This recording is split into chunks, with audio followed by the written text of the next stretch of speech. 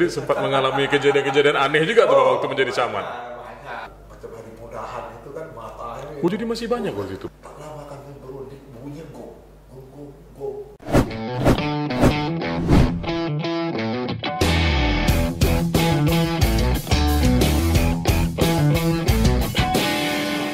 Selamat datang di dunia nyata karena ini bukan mimpi. Bang Emnur.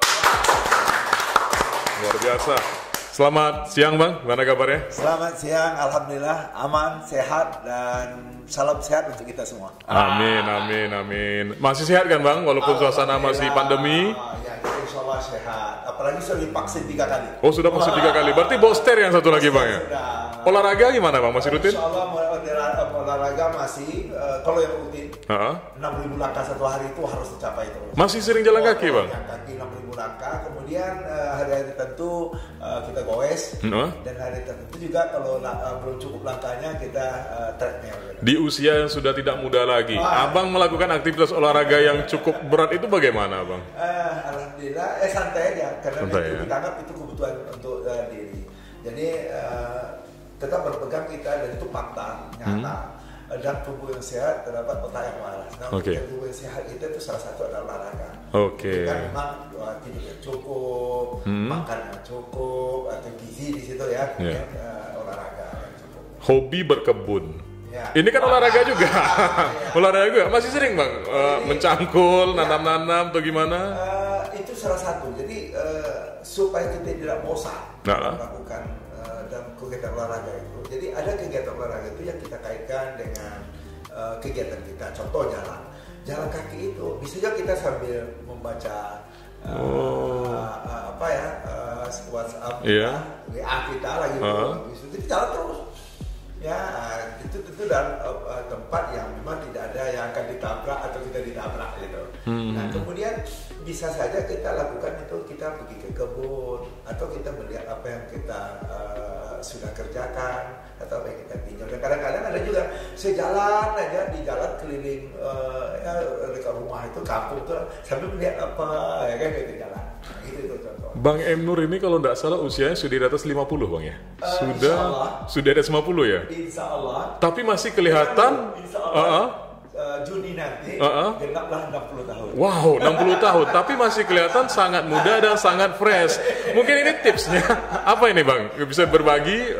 Yang jelas kita kan tidak boleh seberat apapun. Pikiran itu tidak boleh bawa dibuat tidur, dibawa untuk dia jadi perasaan. Hari-hari pasti ada. Jadi masalah itu pasti menghampiri kita.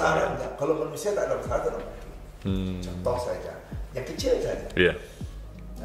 Dalam media suara, nah, kita harus menyiapkan, kita harus membuat nilai, kita harus memuji. Di situ kita pelaporan. Kalau itu sekarang kan tidak tuntas. Kadang ada yang kita ambil nggak mau keluar, nggak bisa, atau nilai kita nggak keluar, atau sertifikat kita nggak keluar. Nah kalau itu kita kan kesal ya. Tapi kalau kita bawa terus, nah bisa tidur kan susah. Nah itu satu hal.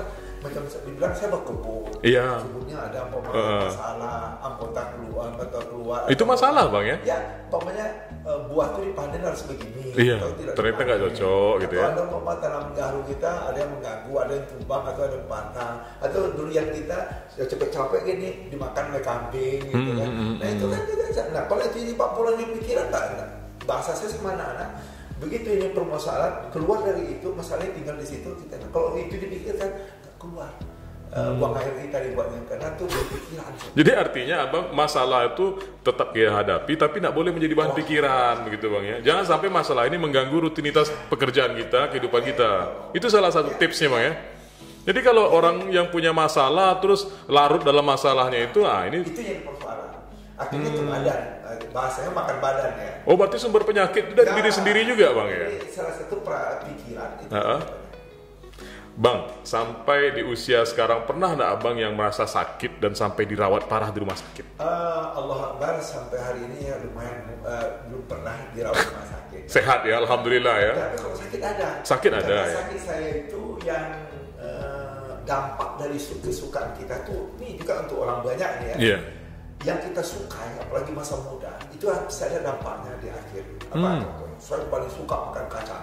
kacang apa, kacang-kacangan lah gitu ya. Suka ya? Kacang rebus kacang, kemudian peyek kacang. Berarti makanan ikan teri pakai kacang. Ikan teri pakai kacang. Wah, itu enak kali itu bang. Nah dia jumpa emping, makan kalau kambing mulai dari sana. Nah itu akhirnya endingnya asam urat. Oh. Nah saya sudah sekian tahun lalu saya asam urat. Nah, dan di situ yang artinya parah saya, dia kalau asam urat datang, dulu pernah sampai bengkak kaki tidak bisa jalan gitu. Iya. Tapi tidak ada di rumah sakit, saya tahu itu di rumah makan obat segala macam ada selesai. Artinya cukup dengan penanganan kecil saja sembuh lagi. Ini beliau ini dikenal dengan sosok yang energik. Wah, selalu berapi-api dan semangatnya luar biasa ini. Saya bilang kalau saya ngomong sebenarnya berapi-api, termasuk marah juga berapi-api. Marah juga begitu, luar biasa. Dalam marah itu begitu habis sholat itu saya pasti ketawa di sebelahnya gitu. Jadi dalam oleh kawan kok bisa bapak dan marah bisa ketawa dan ketawa bisa marah gitu. Semua itu kan sesuai porsinya saya atau sesuai masalahnya. Ketika sesuatu tidak tepat, tentu kita tegur dalam artian yang menegur untuk koreksi, bukan waktu kita marah tanpa ada sebab. Dan itu juga begitu kita ada persoalan yang harus kita ketawa, kita harus ketawa. Yang marah kan itu bukan masalah kopi, saya hanya salah letak handphonenya. Kok gitu yang paling mau kalau suka begitu. Nah ketika saya bilang kopi kok sama marah, kopinya udah benar gitu. Bang, mumpung ada kopi kita minum dulu. Nah, ini kopi udah mulai disinggung-singgung nih. Iya. Kalau nggak diminum kacau nih. Biasa nih, Bismillahirrahmanirrahim. Nah, jadi beliau ini kopi ini juga nih salah satu untuk membuat kita naikkan imun, membuat kita gembira. Relax. Sarana juga untuk kita bersilaturahmi. Betul bang. Ini kopi itu memang menjadi kebutuhan kalau sekarang bang. Sekali ini jadi sarana. Sarana bang ya. Jadi duduk dengan teman ngopi gitu ya bang ya. Nah, beliau ini juga dikenal sebagai seorang pejabat eselon 2 di lingkungan Pemprov Riau. Kalau bagi saya, beliau ini sosok birokrat senior. Ya. Sudah malang melintang. Saya memegang jabatan eselon 2 itu hanya di kota ya. Hari ini kami sudah menjadi Widya Iswara. Nah, Widya Iswara itu memang dipersamakan dengan eselon 2. Karena Widya Iswara ahli utama. Oh, tapi dia bukan struktural ya bang ya? Tidak struktural. Widya Iswara ahli utama. Nah, pernah menjabat sebagai Sekda Kota Pekanbaru dan berbagai jabatan eselon 2 lainnya. Orang melihat Bang Emir, wah enak ya, sampai segitu banyaknya jabatan. Tentu kan orang tidak tahu nih perjuangan Bang Emnur bisa sampai ke titik ini. Sebanyak apa keringat yang sudah kita kucurkan, sebanyak apa darah yang sudah kita alirkan. Sebesar mangkok apa air mata yang tidak. Benar. Iya, orang tidak pernah tahu ini. Mungkin bisa Bang ceritakan, Bang. Mungkin Abang berasal dari mana? Dulu sekolahnya di mana? Pertama saya bersyukur. Oke. Ya, sepertinya lagunya Bidadari Cinta. Bersyukur. Ya, bersyukur artinya sampai hari ini dengan umur saya yang insya Allah 4 bulan lagi itu 60 tahun ya. Tahun ini kesempatan ya Allah. Nah, hari ini dengan umur itu saya diberi jabatan, diberi kesempatan dan mendapat jabatan atas ridho Allah dan itu didukung oleh orang-orang yang tersayang bagi saya yang enggak baik itu kawan maupun akhirnya juga menjadi seperti lawan, tapi saya tetap bersyukur. Terima kasih. Nah, hari ini Widya Iswara, tapi yang hebatnya lagi Pak, dengan menjadi Widya Iswara utama masa pensiunnya bertambah lagi. Iya, kalau enggak 55 apa 6? 56 ya? Kalau 60. 60? Nah, kalau tidak berjabatan, kan 58. Oke. Megang jabatan eselon 2.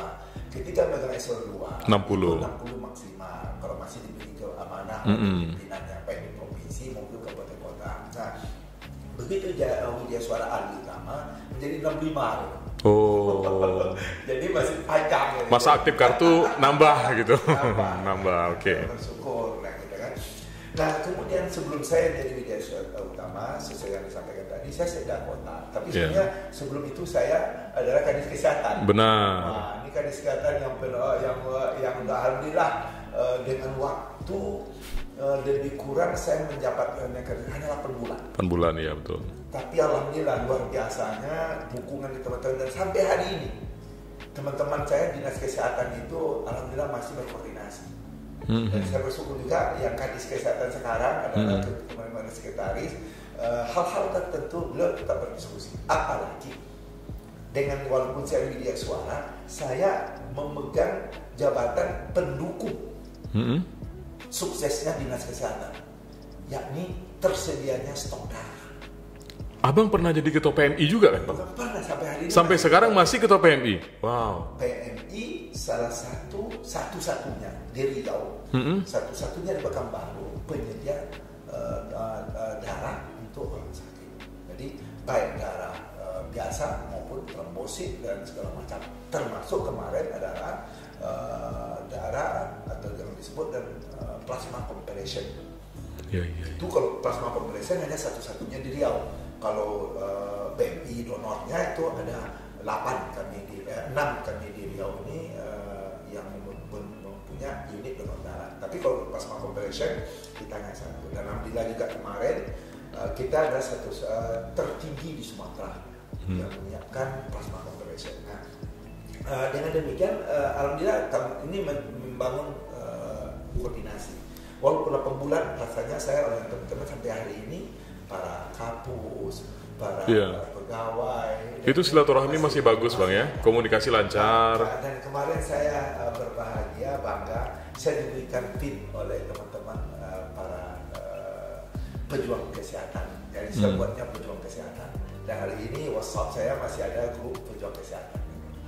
Artinya Bang masih konsen sampai saat ini di bidang kesehatan. Artinya dan ditambah lagi ada hubungan, apalagi dengan PMI ini kan tidak bisa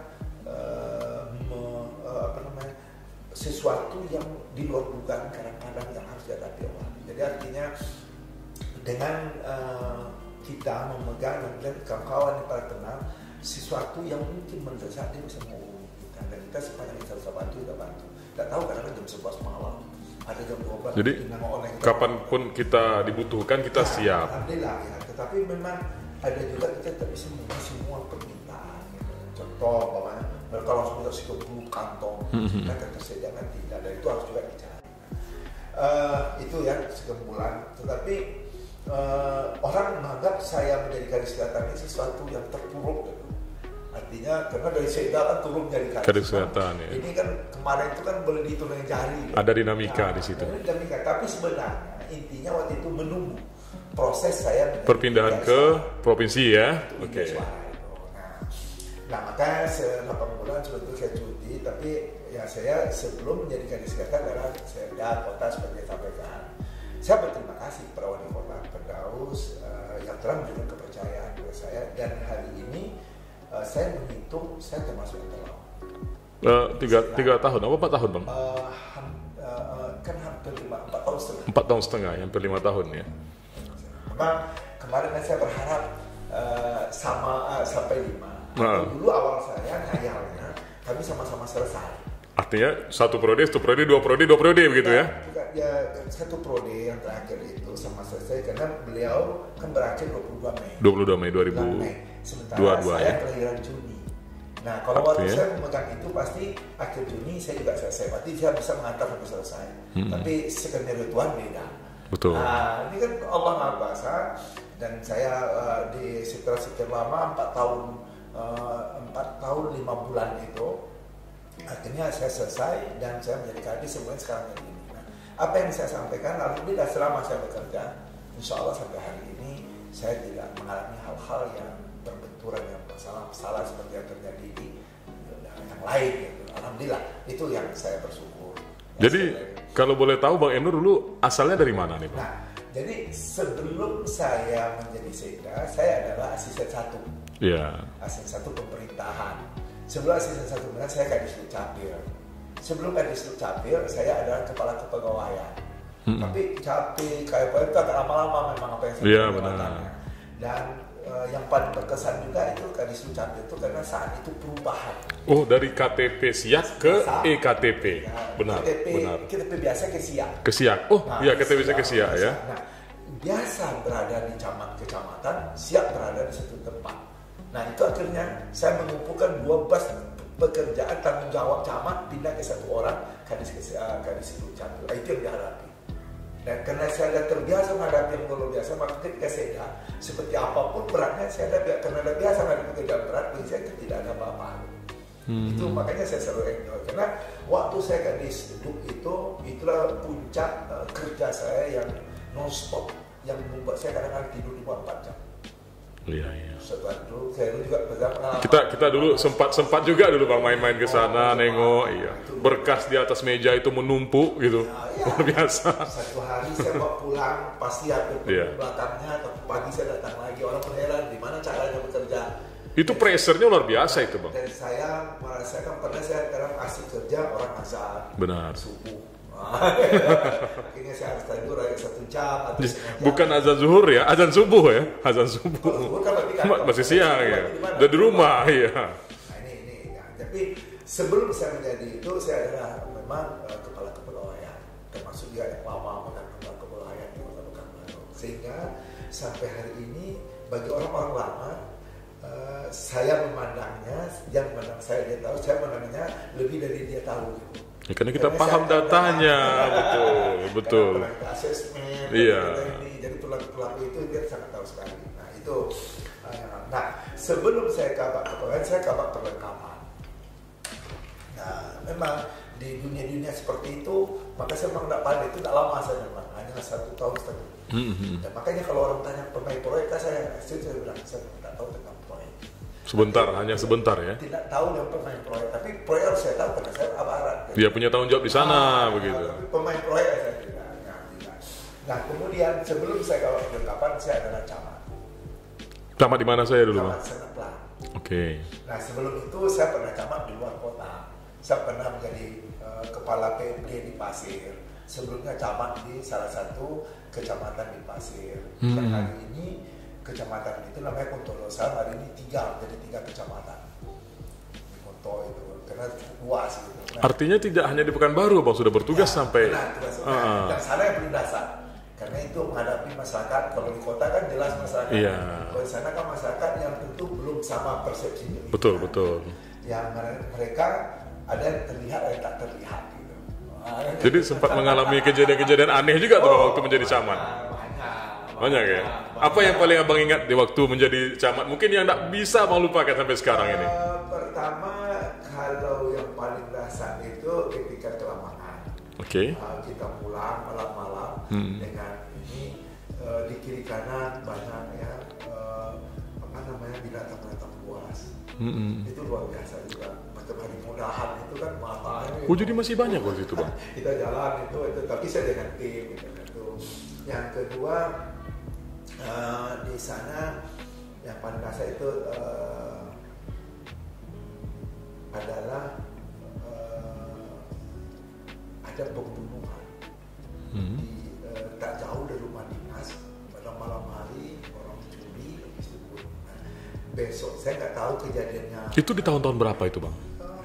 2000 berapa tuh? 99 tahun 99 ya. Artinya 90-an lah ya Bang ya? Ya, 99 gitu. Oke. 99 atau 2000. Nah, itu yang hebatnya karena kejadiannya malam minggu. Saya datangnya minggu malam gitu. Pada jam sama saya masih lewat.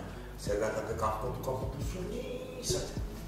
Ya karena anak-anak ini tak boleh tahu kayak kita kadang itu komunikasi agak susah gitu. Iya. Bang saya Senin malam datang. Libur kenapa saya pulang? Karena saya waktu itu juga kuliah.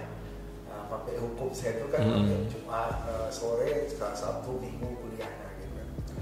Jadi saya pulang kok sepi ya lama. Begitu saya datang, baru datang bos saya. Kenapa tuh? Kok sepi kali kampung kita? Pak, di situ penembakan Pak. Di rumah tidak ada orangnya gitu kan. Di rumah dinas pula gitu ya. Tetapi saya ingin membuat masyarakat yang ketakutan. Besok malamnya saya bawa dan tampil Kapolsek dan saya tegak di situ pada jam 10-11 malam itu di jembatan itu. Di tempat lokasi TKP pembunuhan gitu. Jadi supaya masyarakat tidak, dan saya juga menghilangkan trauma itu, artinya yang menjadi ketakutan. Nah, itu saya yang berpesan. Yang kedua agak terlupakan saat itu adalah masih zaman-zamannya kan baru bergantian pemerintahan nasional. Jadi saat itu kan orang euforia. Oh, reformasi Bang ya, di zaman reformasi tahun 98 ya, 99 ya. Euforia reformasi. Sehingga malah orang demo mana-mana. Yang di demo kan kita. Betul. Demo pusat. Tapi aksinya di daerah begitu ya. Ya kita yang menyelesaikan. Kantor camat, kantor polisi. Yang bersyukur saya kami, itu namanya UPIKA itu dulu namanya kan Tribida, 3 pimpinan daerah. 3 pimpinan daerah. Ya, jadi ada camat, ada kapolsek, ada Danramil. Kalau 3 ini kompak, 3 sejalin ini, dan itu sebenarnya juga di setiap kota-kota yang tingginya. Kalau Muspida itu sekarang namanya atau Forkopimda itu kompak, itu secara daerah-daerahnya. Nah, saya mengalami itu. Teman-teman saya sangat kompak, bahkan luar biasa kompak. Kalau kami keluar, saya nanya, Bapak enggak? Pak Hayam enggak? Saya megang atau kami megang? Oh, jangan kami megang, ayo kami megang. Tak, bertiga.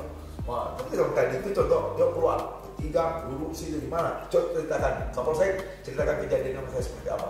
Ini Ramil dengar kalau kayak gini. Habis itu kan pergi makan, habis makan kasih itu. Nah, mereka itu sekarang teman kompak itu masih aktif atau bagaimana? Satu sudah tidak kawan-kawan kompak saya itu pada umumnya karena kan ada pergantian. Iya benar. Jadi zaman saya itu dan Ramilnya sempat berganti dua orang lah itu tadi. Kapolseknya berganti dua tadi. Nah, sampai kalau yang Ramil itu yang satu itu bahkan sampai hari ini masih saling kontak, masih kompak. Masih komunikasi, ya alhamdulillah. Nah, kalau yang dengan satu kan pindah daerah lain dan kalau polseknya meninggal, tapi kalau ini ada keluarganya ada satu masih ada yang kompak. Masih kompak. Dia kalau ketemu tuh halo gitu. Nah ini karena memang saat itu kita makanya satu yang saya ceritakan tadi yang euforia itu. Jadi kami pernah mengalami hal-hal yang sangat sebenarnya nggak masuk akal. Artinya apa? Contohnya bagaimana nih Bang? Contohnya makanya yang berkesan. Ada tuntutan masyarakat terhadap satu perusahaan di daerah itu. Oke. Nah, jangan dia menuntut itu belum juga direspon. Akhirnya sempat ditahan oleh masyarakat di jalan dan resmi perusahaan itu di stop. Sementara perusahaan itu adalah mengangkut CPO ya. Itu stopnya di jalan itu, sehingga begitu panjangnya. Antrian mobil CPO. Dan itu dia nggak boleh lihat segala macam. Nah, dan bahasa informasi kepada kita ada lagi cara dia boleh keluar kencing dulu. Artinya kencing itu keluarkan dulu minyaknya, betul. Ini baru boleh lewat. Dengan itu lapor ke kita kan kita kayak itu. Ya bukan di bahasanya tidak di ibu kota kecamatan, tapi di satu desa. Di daerah-daerah lah Bang ya. Yang kami maksud tuh kami pergi saya panggil dan bantu polsek panggil ke rumah karena memang rumah dekat gitu ya. So, bilang baju dinas dah mau ini kita menghadapi itu yuk ada pengaduan kita coba selesaikan pergi dinas dan pakai rekam kita berangkat dan kami berangkat jam 4 sore sampai sana jam 5 yang kami hadapi awalnya di tempat pondok mereka itu hanya belanja 6 orang masuk kami dulu tak lama kami berunding bunyinya go nggak bisa apa kami tahu-tahu dan dia boleh tempat kami rapat itu ditutup oleh semua masyarakat. Artinya gong tadi kode begitu. Dia memanggil masyarakat. Waduh, sekam ini Bang. Jadi saya bilang ini, tapi kami memang berbuat prinsip. Seandainya hal luar biasa, kita tentu harus kajian kepada program. Iya benar. Programnya ya bahasa kami kalau bahasa militer kan, karena saya juga dididik militer kan. Jadi bahasanya kalau sesuatu kita harus diusahakan maksimal, kalau bisa juga itu keluar bahasa membunuh atau dibunuh. Oke. Gitu. Tapi kita akan selesai dengan dingin, apapun terjadi kepala kita tetap dingin. Sepanas apapun hati, kepala dingin. Harus dingin. Kita bawa es yang masing-masing. Itu prinsip kita mau berangkat. Nah ini sudah dikepung tadi nih. Akhirnya bagaimana nih? Biar cair suasana yang panas ini tadi. Jadi dengar itu, mulai kami tidak tahu itu. Nah itu kan mendak oleh kami. Kami harus mencari titik yang membuat masyarakat tersenyum. Betul. Itu kami. Betul. Tetapi prinsip ini harus. Jadi kita bukan berarti kita loyo. Jadi itu kami memutuskan yang ini harus buka. CPO tadi. Jalan tadi. Dia harus buka. Itu kan tegas. Betul. Dan itu masyarakat belum mau. Betul. Dan itu kok agak tegang dia dengan. Itu bisa berujung pada konflik. Kenapa harus kami buka? Ini mengganggu. Ini akan mengganggu perekonomian negara. Daerah negara kan CPO. Benar. Yang itu juga kan mau datang ke rumah. Ya, pengolahannya di rumah, betul. Nah, jadi ini tidak bisa. Ini negara, ini ekonomi. Nah, tuntutan Tuhan. Kalian siapa? Kalian kan orang sini. Kalian kan masyarakat. Saya masyarakat sini. Wah, kita sekampung. Tidak boleh menyamakan persepsi itu ya. Ini memang tuh. Saya akan membela Tuhan. Dan saya tidak akan sebelah orang. Oke. Pokoknya ini akan kita selesaikan. Tapi ini jangan dihambat. Ini jangan dihambat. Kalian harus berlepas. Tetapi peran kita ambil. Kalian tuntut. Pokoknya cari kami bertiga. Kalau kami tidak bisa membantu kalian. Dan insya Allah saya akan bantu kalian sebagai orang kampung sini. Wah, di situ masuk. Kan pulau lagi aja kata-kata. Jadi akhirnya mereka menyetujui permintaan kita. Jadi yang kami inti pokoknya lepaskan dulu gitu yang ditahan. Jadi berita betul. Dan ini kan rawan kalau terjadi satu kan terbakar satu bisa terbakar. Betul, iya. Nah, jadi ini harus jalan. Ini bukan dikasih jalan. Saya jaminnya bahwasanya kan kita selesaikan. Dan akan kita bahas bersama. Kita akan panggil perusahaan itu ketemu. Oke, dan ramai lah polisi kan dengar ini semua ini saksi.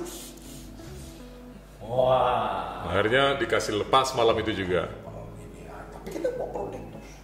Dan alhamdulillah memang perundingannya. Ya, ada juga yang tegaknya. Karena ini ada dua kubu. Ya. Kubu yang setuju dengan KPA, kubu yang tidak setuju dengan KPA. Itu yang kita sebenarnya tidak ada kepentingan apa-apa di situ. Artinya pengalaman-pengalaman begini sudah Bang lalui, Bang. Itu bisa kita nggak tidur malam.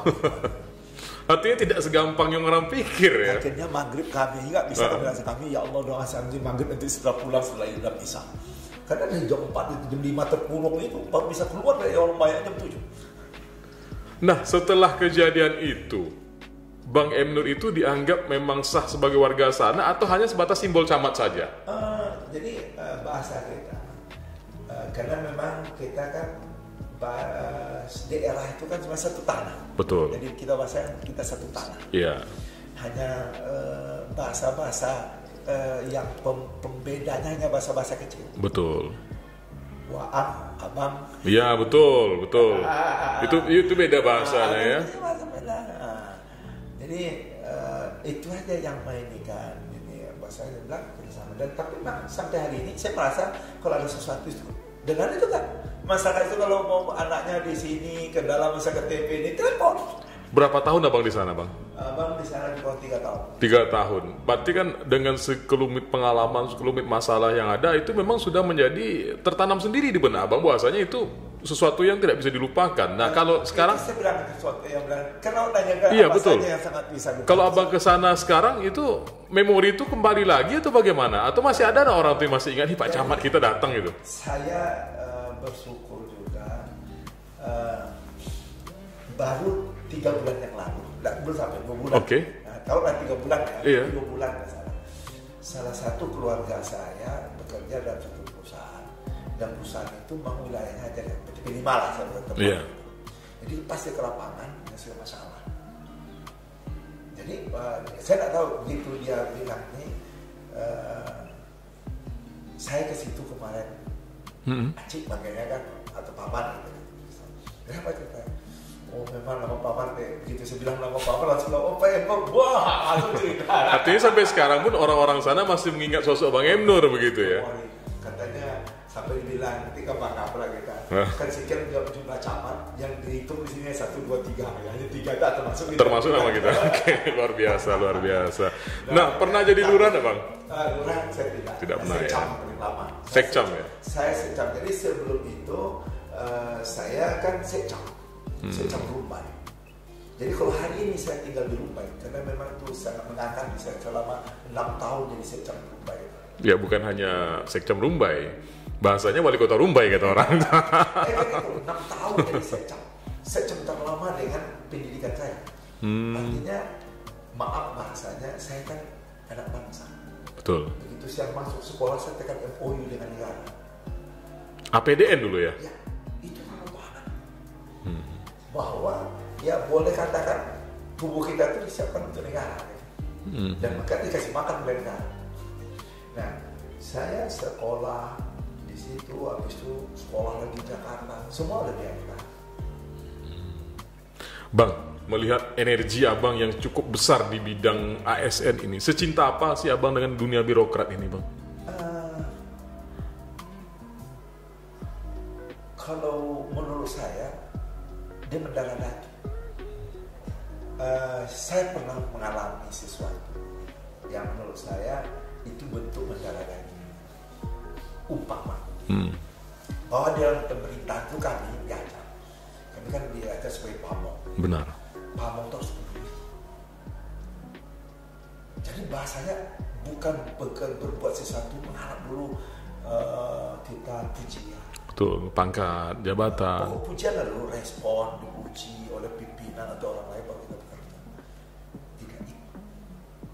Jadi ditanamkan seperti itu. Maka setiap yang saya kerjakan, saya selalu berusaha buat yang terbaik, sehingga apa yang kita kerjakan bisa bermanfaat.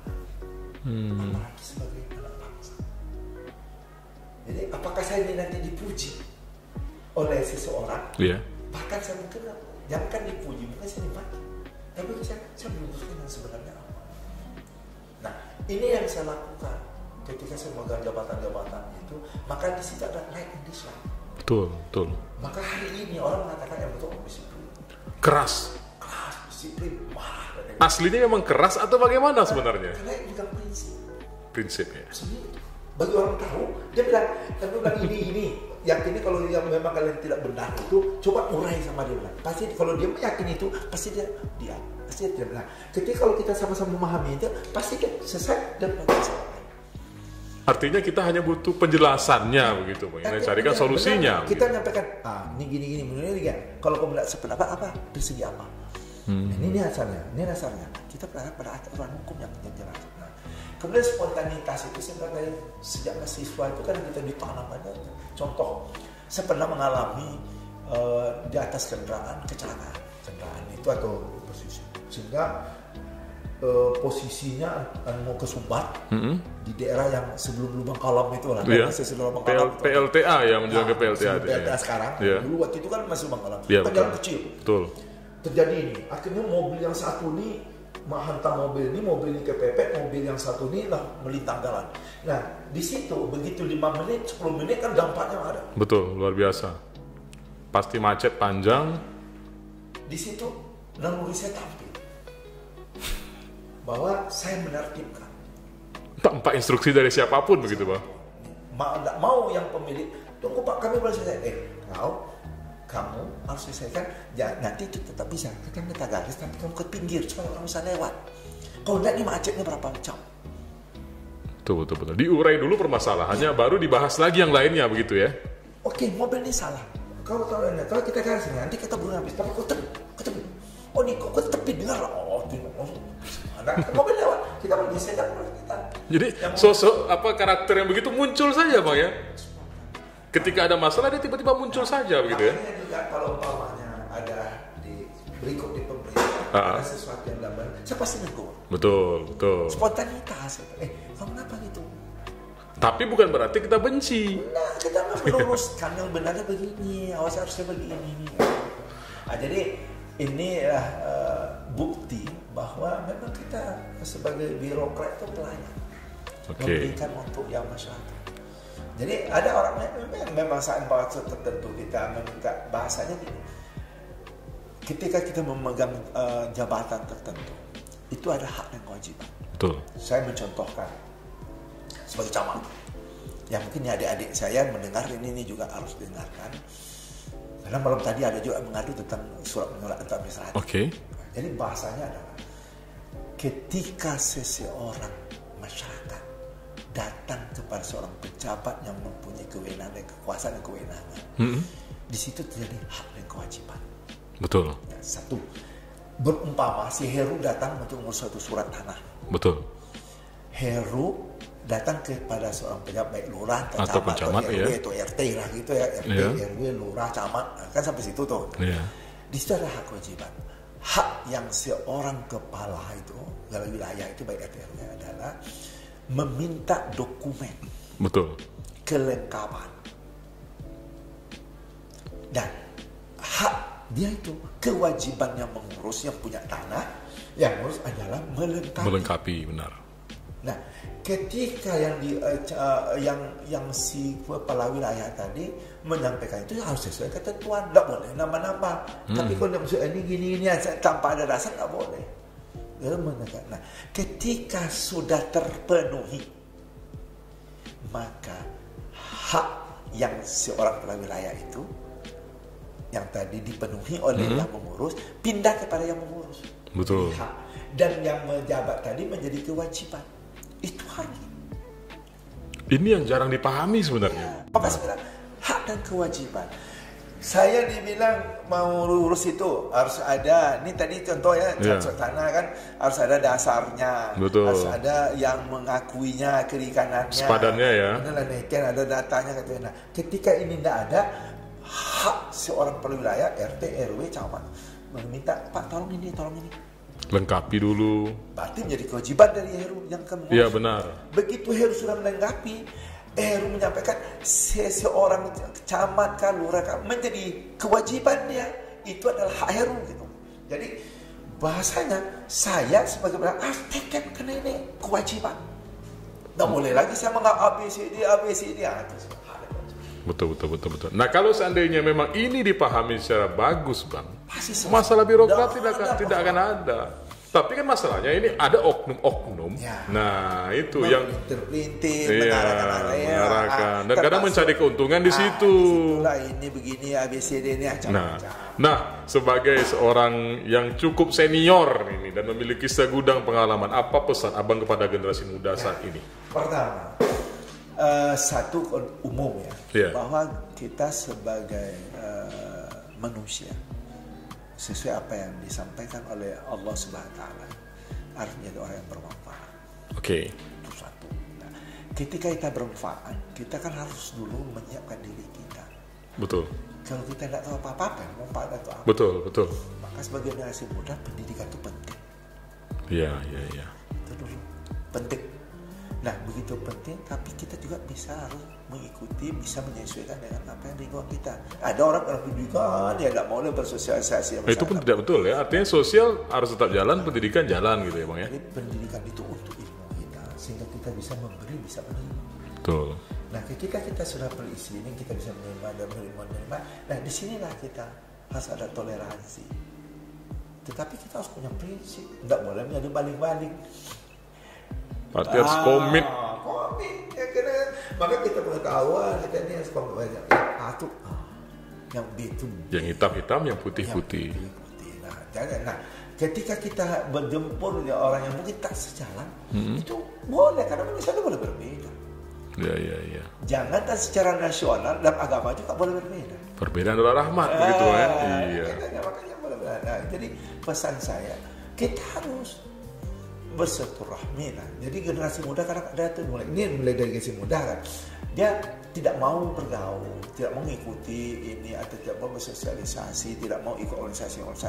Kan semua itu belajar, tapi tak boleh hanyut. Maka sebenarnya ada kurungannya bahwa kita itu harus terkontrol. Kadang organisasi ya sampai lupa sekolah. Betul. Ada sampai akhirnya kuliahnya DO dan sibuk organisasi gitu ya kan. Itu juga tidak boleh. Ketika saya lah datang, karena sampai hari ini kan masih sebagai ketua PMI ke kampus itu kan ada KSR. Yeah. Jadi nanti saya akan turun memberikan penjelasan, memberikan arahan, kita masih ada ya. Dan juga samping juga saya masih ngajar di satu kampus lah sekarang terakhir. Nah, apalagi sekarang saya mengajar juga sebagai Widya Suara. Jadi Widya Suara itu nama kerennya guru bangsa. Nah, artinya kita menyampaikan pesan-pesan itu. Anak bangsa menjadi guru bangsa. Nah, jadi setelah di umum masuk kepada dunia birokrasi. Tentu saya menyampaikan kepada junior bahwa kita adalah orang-orang terpilih. Minta maaf para yang tidak, artinya kan tidak semua orang menjadi pegawai. Betul. Ya, khususnya pegawai kan ada yang pegawai perusahaan, ada pegawai pemerintahan. Nah, sekarang saya bilang birokrasi itu adalah pegawai pemerintah. Nah, kita sekarang di antara orang yang terpilih menjadi, jangan itu di amanah itu disia-siakan. Dan itu adalah ladang untuk kita memberikan amal gitu. Karena sesuatu yang kita kerjakan diawali dengan niat, itu akan jadi amal. Tapi kalau kita tidak awal dengan niat, maka sebenarnya setiap apapun dikerjakan, awali dengan niat.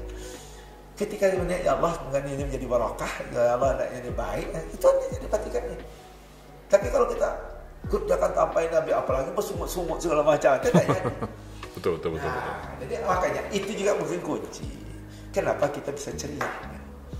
Iya. Karena kita mulai dengan niat, berniat untuk yang baik. Habis itu kalau kita berniat yang baik seperti itu, pasti tak lagi mikirkan dipuji tak dipuji, kan itu bahasa saya. Betul. Karena niat tadi kita, ya Allah saya bekerja ini kewajiban saya, dan mudah-mudahan dia ini baik. Kalau ini menjadi dampak baik bagi orang, alhamdulillah.